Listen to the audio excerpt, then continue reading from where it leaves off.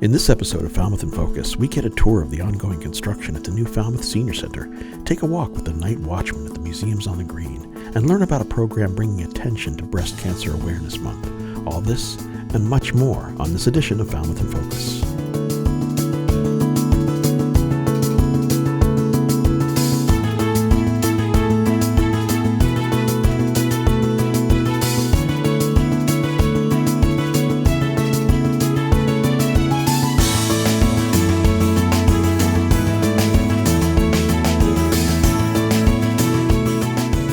Hello and welcome to Falmouth in Focus, FCTV's current affairs program.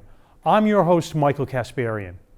Falmouth Selectman Susan Moran has formally stated her intention to run for the soon-to-be vacated Plymouth and Barnstable State Senate seat currently held by Vinnie DiMacedo. FCTV was on hand at Falmouth Town Hall on October 28th for her announcement. But it really came out of all of the work that I've done over the years locally and regionally. More and more, it's clear that in order to actually affect the programs that everyone on these stairs works on and really appreciates, that really change day-to-day lives, the key to it is really, hearts and minds and money from the state. The issues of clean water, supporting our seniors, funding for public education, alternative energy, continuing to fight to help bring those impacted by the addiction epidemic solutions, our regional transportation, safe bridges, affordable housing for working families. They're not Republican or Democratic issues. These are not red or blue issues. These are our issues. And I want to continue to fight for solutions and collaborate with leaders on both sides of the aisle to bring about results. The next senator from the Plymouth Barnstable district will have to work with leaders with a variety of philosophies. One of the strengths of Senator DiMacedo was his ability to reach across the aisle and get results for his district. Vinnie would often call me on the way to one or two events and ask, what are the important concerns of folks? And we would have long conversations. I intend to continue to do that with the rest of the Cape delegation. I pledge to continue that tradition while working tirelessly to support the issues important to the people of the Cape and the South Shore. I've built my reputation on constituent service through listening. I'm not a career politician, I'm a career problem solver. I look forward to meeting people throughout the district and hearing from them about what's important. So I'm launching a district-wide listening tour to hear from residents in each town. We will build a network of regional solutions based on what people think are important. I look forward to getting to know the folks in the district. I think the listening tour is going to go right from town halls into the neighborhoods and each of the communities. I'm going to travel from sea to shining sea in this district with your support. So thank you very much. Appreciate you coming out. Selectman Moran will face Pembroke attorney Becky Coletta and possibly others vying for the seat that Vinnie DiMacedo has held since 2014. Thanks to Deborah Rogers for that report. James Vieira, chairman of the Council on Aging, updates us on the latest construction details of the new Senior Center building on Main Street. He tells us about some of the successes of the project already and how the center will benefit everyone in Falmouth. Hi, I'm Jim Vieira, and I'm the chairman of the Senior Center Building Committee. And we're here at our new Senior Center on Main Street, and we are in the final stages of construction. Today, we're standing in the wellness room. We've got our floor down, our ceilings are about done. The painters are here painting out in the hallway, and with those final stages are what's going to be the concentration over the next few weeks. Last week, we had all of our kitchen equipment come in, and all the flooring in the kitchen is done, and most of the flooring throughout the building is now complete. So really, we're at those final stages, and we'll be doing punch list and all of the little tidbits that come in always at the end of the projects. So it's been a long process, but we are now towards the end of October and really into our final stages. We started this project actually in April of 2013, and so it's been a long process. And our construction started just about a year ago, around Thanksgiving of 2018, and now we're nearing completion.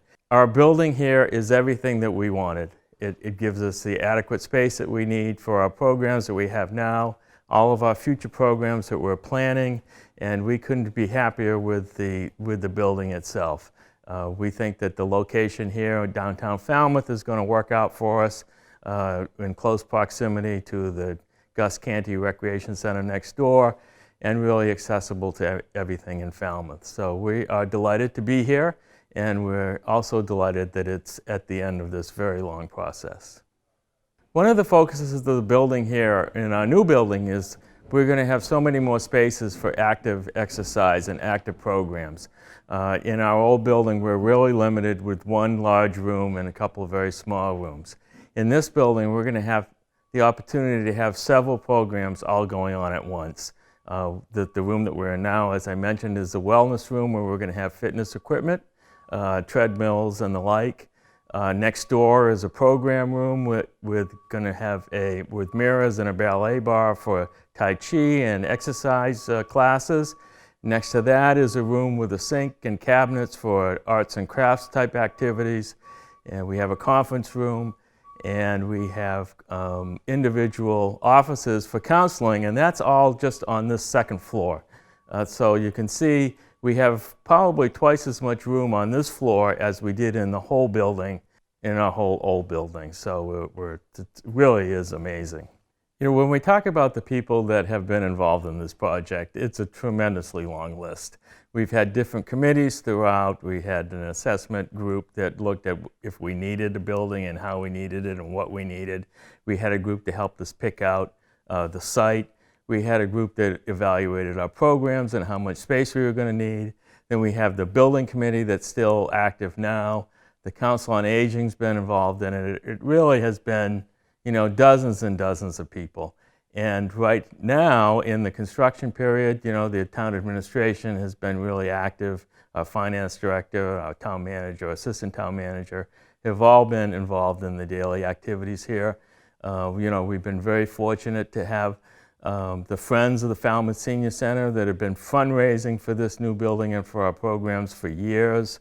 And their funding has really come in handy in getting all the little extras that are going to make this building special. And just recently, we've had the Falmouth Road Race donate a significant amount of money for the Wellness Center, this room where they were going to be purchasing equipment with their funds. So, you know, there are far more people than I could ever thank. We look forward to touring the building when it opens in the next few months. Thanks to Jeff Wyman for that story. It's time now for 3 Things from Town Hall, FCTV's condensed version of the takeaways from recent municipal meetings. Selections are chosen based on community impact. The Board of Health gave their annual report this past Monday to the Selectmen. Falmouth Health Agent Scott McGann gave an overview of the past year's work the department had been involved with and also updated the board on the EEE situation in town. The Board of Health reported the volume of work and calls the department must field and requested additional support in the department in the near future. The Board of Health has strongly recommended increasing the staff for the department to better serve the residents. You know, one of the things that we've seen, I think, as a board is that we are working closely together, but it's with the support of that team. And we have seen that they've done 1,500 plus inspections for food, septic, housing, pools, camps, etc. There are just so many, and it's a wonderful thing, but it creates a whole nother sort of lift for Scott and for his staff. And then when you throw something in like the EEE, which we probably are going to have to deal with next year, I think this is unfortunately probably a shift in a direction where it's not going to be. It's going to be more the norm than otherwise. Beach Superintendent Bruce Mogardo and Public Works Deputy Director Peter McConerty reported to the Selectmen the current state of beaches and town infrastructure in the latest storm. Mr. Mogardo pointed out the significant damage and loss of sand to many Falmouth beaches, especially Minot Beach. Mr. McConerty reported damage to much of the town's infrastructure, including the major damage done to the bike path along Trunk River. Plan and a permit to replace that section with basically cobblestones. It's not revetment, but it's cobblestones. So we're going to move forward with replacing that, and we're going to move forward with repaving the bike path. We want to get that done this year, probably in the November timeframe. As far as doing a more revetment or more timeframe, it'll be kind of like a two-prong approach. They'll go tandem, but we don't want to be slowed down with the revetment portion. Now, that's going to be a permitting portion, so we will go in and do the asphalt, and that'll all be taken care of this year. The Board of Selectmen are aware of the future needs of Falmouth's Fire Rescue Department, including the union contract that will decommission the current West Falmouth Fire Station. To support the efforts of public safety in Falmouth and the Fire Rescue Department, the board decided to create a Citizens Advisory Committee made up of various town committee members and town employees to figure out the best course of action to take in the near future to ensure public safety in Falmouth for all citizens. I think we could ask the fire department to provide somebody who has some kind of management level operational. Yeah, as a non-voting, knowledge. but again, some, Still have staff members Yeah. supporting Right. the function, just like we did with Route 28. To see the meetings in their entirety, check out Government Channel 15's program schedule at fctv.org. We turn now to this month's calendar segment. On November 7th at 7 p.m., Falmouth Museums on the Green hosts a historical talk titled 1620, The First Year, reliving the Pilgrim's Voyage and first year in Plymouth almost 400 years ago. St. Barnabas Episcopal Church will be the site for the annual Alternative Gift Market on November 9th from 11 a.m. to 3 p.m. 20 charitable organizations will be on hand to accept donations in honor of a friend or family member. On November 26th, make your holiday more sustainable by shopping local first at the Falmouth Thanksgiving Farmers Market at Marine Park from 10 a.m. to 2 p.m. Get your holiday fixings and support our local farms and businesses. Here at the Falmouth Community Media Center, a November gift gallery opens with a reception on Sunday, November 3rd from 2 to 5 p.m. and runs through Wednesday, December 4th. There will be a collection of locally produced arts and crafts for sale by our local art community. And don't forget FCTV's monthly open mic night, Poetic License, on Thursday, November 21st at 7:30 p.m. Participants are invited to share their original poetry, story, comedy, spoken word, or acoustic solo performance in a 4-minute time slot.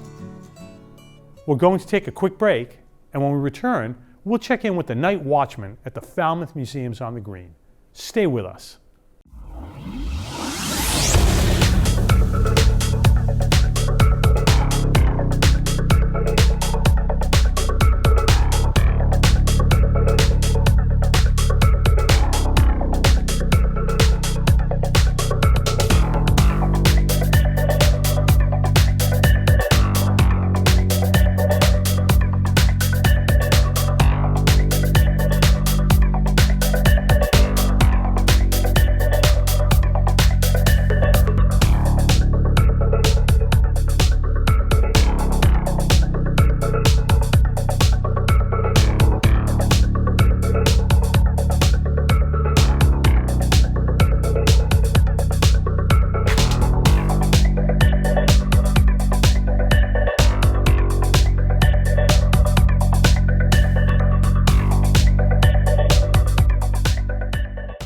Welcome back.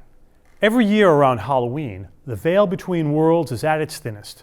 Historical sites are magnets for spirits, and the 1790 Dr. Francis Wicks House at Falmouth's Museums on the Green seems to be the local epicenter of ghostly activity.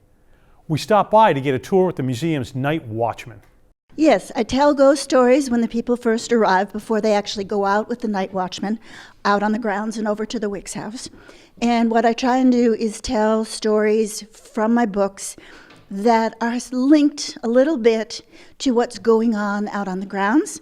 For example, tonight there is going to be sort of a mystery surrounding a ring and a thimble. So I took one of the chapters of my book, for example, that there is a wedding ring that has a promise engraved inside the ring. And there's a whole mystery and a ghost story with it. So I try and get people excited about the tour that they're going to be going on here at the museum. I am a sailor who turned pirate, all for the sake of a girl that he left behind, who is currently waiting on the widow's walk, wherever that is. Yeah, well, I've done a lot of theater, not on the boards. I've usually always done costuming. I think it's a lot of fun. And the thing about a costume is if it's convincing, it helps the actor interpret his character. So it's just an outlet. I'm retired. It's the only way I can figure out how to embarrass my children. Well, I enjoy sharing stories about the past. I love getting people's reactions, and I think it's important to keep the past alive. And I think ghost stories, ghost tales, haunted tales, people find them fascinating. And so it gets them interested in history and maybe perhaps gets them to kind of do a little research on their own. What I like about it is the history. There's truth behind the stories. It is a historical society, but there is truth to everything that we say. So as much as it's Halloween, if you really pay attention and listen, you'll learn something about the history of Falmouth. A lot of research before the storyline comes to play. Well, I think it's just a wonderful, fun evening. They promote it as history with a twist. It's not super scary in terms of ghosts are not going to jump out at you, but it is intriguing, and you get to go into different rooms of a historic home and find out a little bit about the people who lived here before in Falmouth and on the Cape. I think it's a great event for the folks of Falmouth, and it's a family event. It's a nice way to celebrate Halloween other than sending your kids out trick-or-treating. Thanks to Alan Russell for that spooky story. You can also see the painting, The First Thanksgiving 1621, by Falmouth artist Karen Ronaldo, currently on display at the Conant House. Heritage Museums and Gardens recently hosted their Spooktacular Family Festival, and FCTV was there for the fun and festivities. We spoke with Heather Mead, Director of Visitor Engagement, about what makes this year's extravaganza so exciting. We are really excited tonight to be hosting the Sandwich Halloween Festival, and we have 100 acres of family-friendly Halloween-themed fun for visitors of all ages tonight.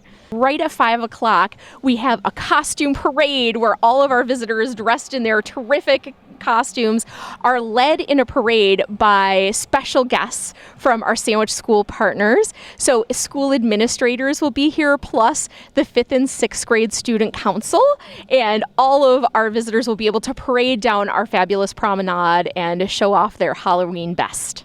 The first building that they can enter is our automobile gallery. So, of course, they can see all of Heritage's amazing cars on display. But one of them, our 1913 Model T Ford, is spookily decorated with a fabulous photo op. So that'll be really fun. And there are all kinds of activities going on inside the building as well. So there are opportunities to play games, carnival-style games, everything from Nerf darts to skeleton ring toss. That is a lot of fun, the carnival-style games, and face painting as well, and a cakewalk activity that is taking place throughout the night as well. Continue on to our Garden of the Senses Windmill Garden area, which is sort of a teen and tween zone this year. We're really excited to have added that as a new feature this year. And there is a fortune teller and glitter tattoos. And so the Haunted Maze is one of my favorite elements of the evening. Our Parent-Teacher Student Association partners do a tremendous creative job, and you can either opt for a scary experience or a less scary experience. We have a schedule of events that post the times for both of those types of experiences depending on what you're looking for. Then if you continue walking through, you'll see the gardens and grounds are all decorated as you're walking around. We have an amazing bubble machine with fog bubbles, so that's fun, a fun thing you'll encounter along the way. On the way up to the American Art and Carousel Gallery is one of my favorite parts. DJ Ooch is hosting the Halloween dance party. So there's an opportunity to do the Monster Mash and learn the Thriller dance, and it is one of the most fun spots. So dancing outdoors at our outdoor concert stage will be a highlight of the evening. And we also have the American Art and Carousel Gallery is incredibly decorated. You can, of course, visit the exhibits that are there in the gallery. We also have storytelling, Halloween-themed storytelling in that building. All the rides that you could ever want on our vintage carousel, where our horses are even in costume for the occasion. And also in that area, there is a Halloween craft that you can make and take home with you. And the 100-acre school is open with a story walk that is a ton of fun. Of course, immediately after Halloween, we'll be transitioning to our next big holiday event, which is Gardens Aglow, where we're thrilled to open the day after Thanksgiving. And that event, we light the grounds. All of our gardens are beautifully lit with incredible light displays, and we have all kinds of activities very similar to the Halloween event taking place all throughout the gardens and grounds. You can really have a fantastic night of family fun. So many families have made it a holiday tradition. Proceeds from the event go directly to the STEM Academy and the Sandwich High School. Thanks to Alan Russell for that report. The creativity and spirit of many Main Street merchants have been on display since mid-October, with imaginative, homemade scarecrows adorning the lampposts downtown. FCTV checked out the annual Village of Scarecrows competition sponsored by the Falmouth Village Association. Hello, I'm Patricia Cosgrove, manager of the Falmouth Village Association, and we're here in beautiful downtown Falmouth in the Village, and it's time for our Scarecrow Competition. Our Scarecrow Competition begins with the merchants and the members of the Village Association assembling and displaying their scarecrows that reflect their business. So if you walk down Main Street, you'll see a variety of different scarecrows, anywhere from your traditional to scary to creative, and most of them are up and still looking good even after the weather this past couple of weeks. This competition with the scarecrows is one of our members' favorite events. It really is a signature event for the Falmouth Village Association, and each particular business really puts a lot of effort and teamwork into building their scarecrows and displaying them in front of their businesses. It seems to be a crowd favorite for visitors and townspeople alike. They love to stroll the streets. They love to take their pictures with the scarecrows. It's a favorite for the Halloween trick-or-treat stroll. The kids get a big kick out of it. The decorations are beautiful, and we really have some nice corn stalks decorated and displayed by Brick Hill Farm. And it really is a sight to see. So if you have the opportunity, we'd love you to come down and take a look. This particular competition and friendly competition around the members has taken place for well over 5 years now, and it kind of kicks off our fall season along with the Jazz Stroll, which we are collaborating with Arts Falmouth. We have a sidewalk sale, we have the scarecrows on Main Street, and everything is nicely decorated from our lampposts to our scarecrows. From that, we go right into the fall, and we also kick right into our Small Business Saturday in November, and from there we go to the holiday stroll for the Christmas season. So I'm encouraging you all to come down and be enthusiastic and take a look at them all and vote for us on Facebook. The scarecrows will be on display until early November. Thanks to Andrew Richards for that story.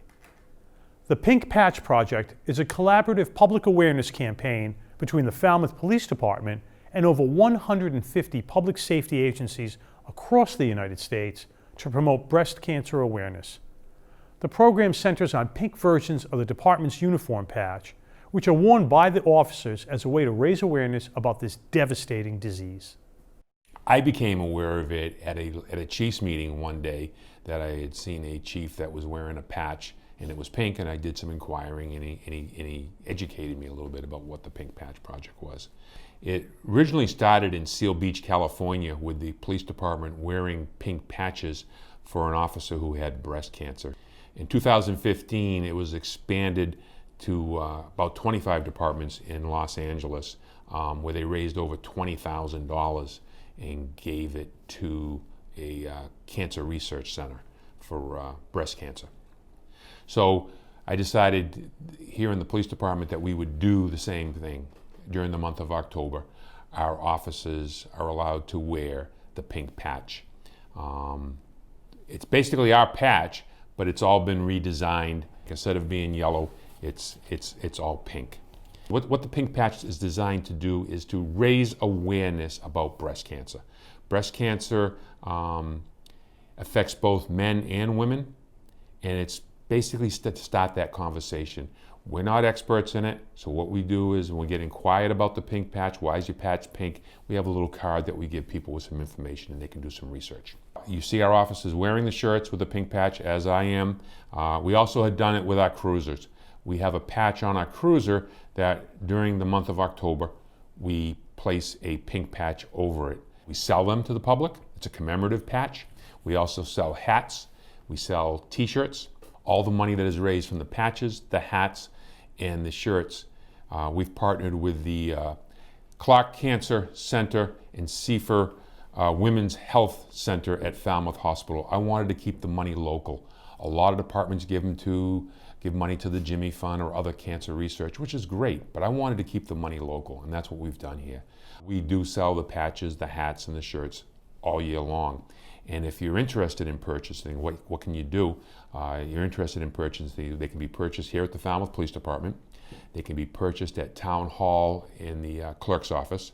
The Chamber of Commerce has partnered with us. And this year, the First Citizen Federal Credit Union on Main Street has partnered with us to help raise money for this great cause. To support the department in this campaign, check out the department's website at falmouthpolice.com for information about where you can purchase your own pink patch. Thanks to Andrew Richards for that story. We're going to take a quick break, but when we return, we'll learn about an event that occurred during Massachusetts STEM Week. Stay with us.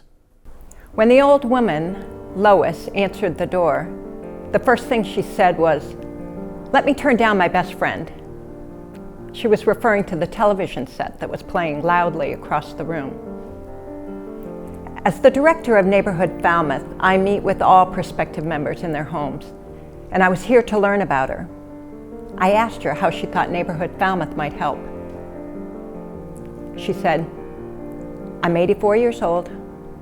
All of my friends are dead. I don't drive anymore. I barely go out. I'm so lonesome I could die." My breath caught, and I told her Neighborhood Falmouth could help.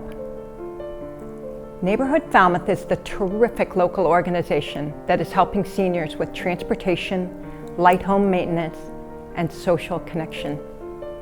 Right now, there is a 6-month wait to become a member because we can only grow our membership when we enlist more volunteers. People like you who enjoy driving, making friends, and who believe in paying it forward. Call us to learn more about volunteering or membership, or visit our website at neighborhoodfalmouth.org. And thanks.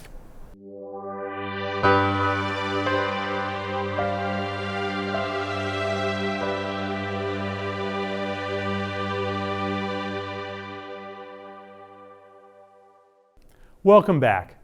Students in grades 9 to 12 from Falmouth and other neighboring districts gathered in Mashpee last week for an event during Massachusetts STEM Week. STEM, which is an acronym for Science, Technology, Engineering, and Math, is a program which is designed to boost the interest, awareness, and ability for all learners to envision themselves in education and employment of those disciplines.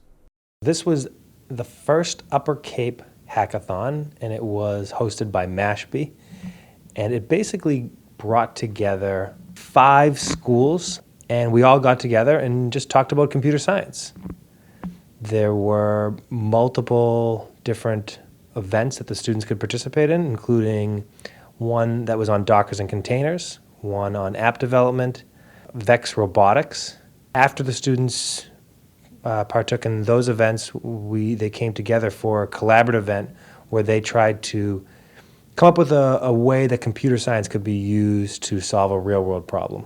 I really enjoyed the hackathon because we got to meet a lot of people from like other schools who were interested in the same things as we were. It's my first year doing computer science, and I got to meet a lot of kids from, for example, Upper Cape Tech who were like really experienced with that, and it was cool to see like what I'd be learning in the future that they already knew. Definitely just be ready for the pace. Everything sort of comes at you fast, and just try to take in as much information as you can as it comes. You know, there are a couple different groups that you're in, and it just depends on what you like to do. There are the robotics. There was just even stuff that I had never even seen before, you know, making containers and using different softwares. It's all good to know, and it's all the future. I think sometimes when people hear computer science, they think about someone in a room by themselves typing on a computer. But what was nice about this event is it was very collaborative. Everyone was working together, people were talking, people were exchanging ideas, and not just within their own schools, but across multiple schools. I don't think there was one group presenting that was just one school. Thanks to Ryan Weber for that story. FCTV wants you to know that television can be as easy as hitting record on your smartphone. We'd like to invite all Falmouth residents and visitors to share their slice of life with us. Email us your photos and videos, or upload them to Facebook, Twitter, or Instagram using the hashtag MyFalmouth or Falmouth in Focus to be featured on the show. Thank you to our most recent contributors. We leave you now with the sights and sounds of students in the annual Harvest Parade. Thank you for watching Falmouth in Focus. We'll see you next time.